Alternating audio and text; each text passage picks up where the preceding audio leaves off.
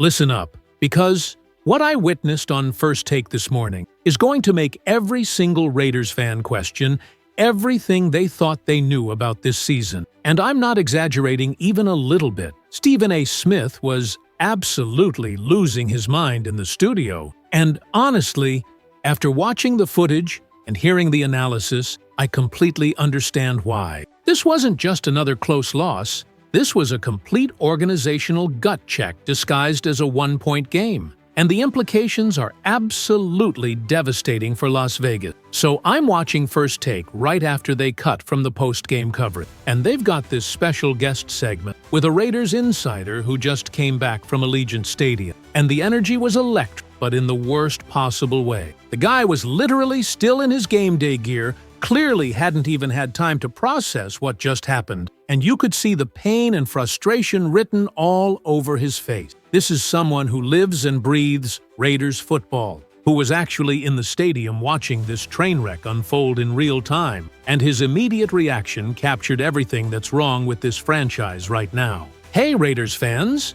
If you're following along with this analysis, I have a dream: to hit 1,000 subscribers on this channel. It would be incredible to have you on this journey with me. Go ahead and subscribe, hit that notification bell, and let's grow together. Your subscription means the world to me and the future of this channel. Now, let's keep going because there's still so much more to discuss. Let me paint the picture of what really went down during this First Take coverage, because the surface-level Raiders lose 25-24 to the Bears narrative completely misses the psychological warfare that just took place inside that stadium. The panel was going through every excruciating detail. And what emerged wasn't just a story about one bad game. This was a complete indictment of organizational identity, quarterback incompetence, and the kind of soul-crushing defeat that can define an entire season. Here's what really had Stephen A. fired up. And he was using that voice, you know, the one where he's about half a decibel away from completely losing it. The Raiders had this game won. They had multiple opportunities to put it away. The defense played almost perfectly, holding the Bears out of the end zone 5 different times when Chicago had the ball inside the 24-yard line. 5 times. The offensive line finally showed up and gave the running game room to operate. Zamir White broke out for his best performance of the season, and they still found a way to lose. The insider on the show was breaking down the atmosphere inside Allegiant Stadium, and this detail really stuck with me because it speaks to something deeper about the Raiders' current situation. The crowd was probably 50-50, maybe even 60-40 Bears fans depending on what section you were in. He was at the Win Club surrounded by Chicago fans, sitting in his seats surrounded by more Bears fans, and throughout the entire stadium,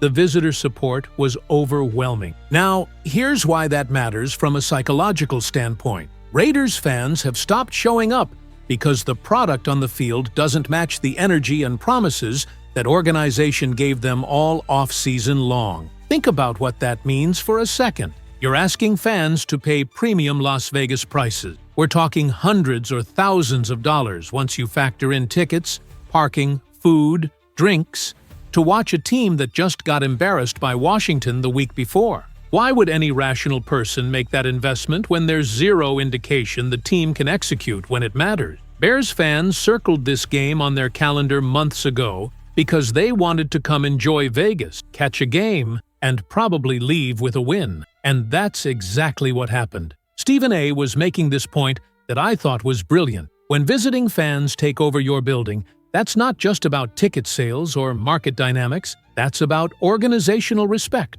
That's about whether people believe you're a serious franchise or just another stop on someone else's victory tour. Right now, the Raiders are the latter, and everyone in the league knows it. The game itself had moments of genuine hope, which somehow makes the loss even more painful. And this is what the First Take panel kept coming back to throughout the segment. Max Crosby was absolutely superhuman out there, and the insider who was at the game said you could feel Crosby's impact even from the upper levels. 5 tackles, 3 tackles for loss, and his first career interception on a tipped pass that completely shifted momentum. The crowd went absolutely crazy when that pick happened, and for a brief moment, it felt like maybe, Just maybe this could be the turning point. But then Geno Smith remembered he was Geno Smith, and everything fell apart. The panel pulled up his stat line: 14 for 21, 117 yards, 2 touchdowns,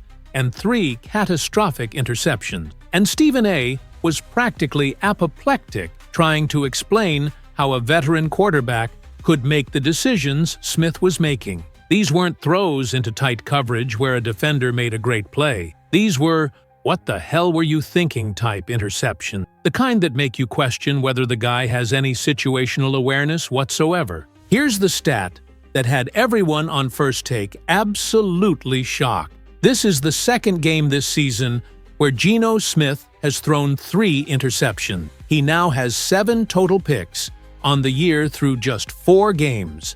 7! The insider made this comparison that was absolutely devastating. We thought Jimmy G was bad. That's where the franchise is right now, cycling through veteran quarterbacks who all make the same catastrophic mistakes, wondering why the results keep being the same. The most frustrating part, and this is what really had the studio panel heated, is that even with Smith playing this badly, the Raiders still had a chance to win. The offense did enough on the final drive to get into field goal range, which meant Daniel Carlson had one job: kick the ball through the uprights and send everyone home happy. One job! That's literally what he gets paid millions of dollars to do, and he couldn't execute when it mattered most. Stephen A. went on this incredible rant about organizational accountability and what it means when your kicker can't deliver in crunch time. He was saying, this isn't just about one missed field goal. This is about a culture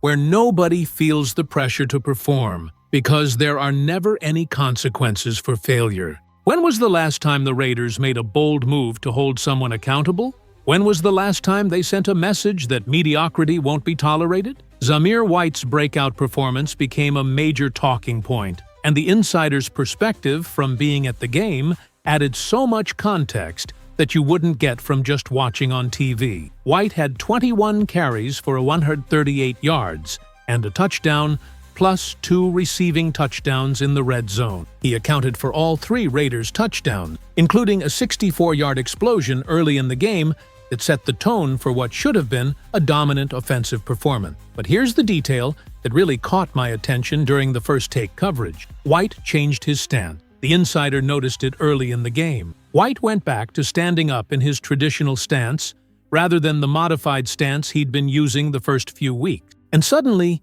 he looked like a completely different player, running through defenders' faces, making plays in space, showing the kind of physicality that made him a draft pick in the first place. The panel started debating whether the coaching staff had been overthinking things, trying to change a player's natural tendencies rather than letting him play to his strengths. It's exactly the kind of meddling that plagues organizations without a clear identity, and it raises serious questions about whether Pete Carroll and his staff actually understand what they have on this roster. The Dante Thornton dropped touchdown became another layer of frustration during the First Take analysis, and you could see how these little moments compound to create complete organizational breakdowns. Smith found Thornton in the end zone, the ball hit his hands, and all he had to do was secure it and roll into the end zone for an easy score. But he couldn't make the catch, and that potential touchdown turned into nothing. Now, was the ball placement perfect? No. Could Smith have made Thornton's job easier? Absolutely. But the insider made this point that really resonated. If your hands touch the ball in the end zone, you have to catch it. That's professional football at the highest level, and there's no excuse for not securing that touchdown. Every single player on that roster is getting paid to make plays when opportunities present themselves, and too many Raiders are failing that basic test. The broader implications of this loss are what really dominated the conversation on First Take, and this is where Stephen A.'s analysis got particularly insightful. The Raiders are now 1-3, sitting last in the division after 3 straight losses. The momentum has completely shifted in the wrong direction. Every week, it's the same story. Compete for a while, show flashes of competence, then find some creative way to snatch defeat from the jaws of victory. This isn't bad luck. This isn't just things not bouncing your way. This is organizational incompetence from top to bottom, and the clock is ticking on Pete Carroll's credibility as a head coach. He came in preaching competition, accountability, and winning culture. But when your hand-picked quarterback is single-handedly losing games, and there's no apparent plan to make a change, what does that competition mentality actually mean? The schedule doesn't get easier either. And the panel was breaking down what needs to happen for the Raiders to salvage anything from this season. They've got Indianapolis and Tennessee coming up, 2 winnable games against teams with their own issues. But the Raiders need to get to 3-3 before facing Kansas City in Week 7, because if they go into that Chiefs game at 1-5 or even 2-4, the season is effectively over. Here's what really emerged from the entire First Take segment that I think casual fans are missing. This is a franchise at a crossroad. Either they make the hard decisions necessary to change course, benching Smith, making personnel moves, completely reassessing their offensive identity, or they accept that 2025 is a lost season and start planning for the future. There's no middle ground anymore.